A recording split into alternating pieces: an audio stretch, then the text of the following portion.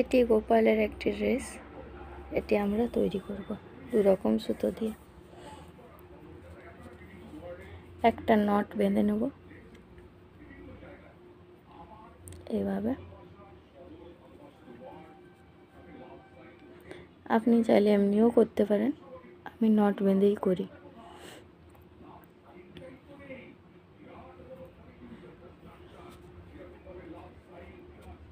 এভাবে নটটা বেঁধে নিলাম।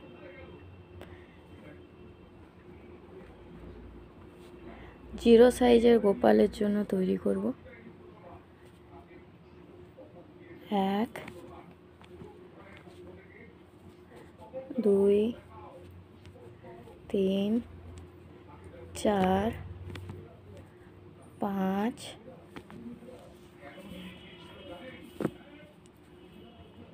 6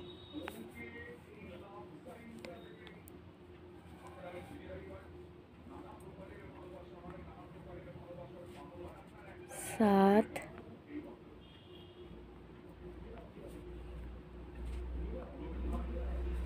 8 9 10। এইভাবে আমি 10টা চেন নিয়ে নিলাম। আর 1 নম্বর গোপালের জন্য আমাকে 15টা চেন নিয়ে নিতে হবে। এবার এই যে আমরা 10টা চেন নিয়ে নিয়েছি। এবারে এই শুরুতে যেই চেনটা নিয়েছিলাম ঘরটা, সেটাতে পরিয়ে নিলাম।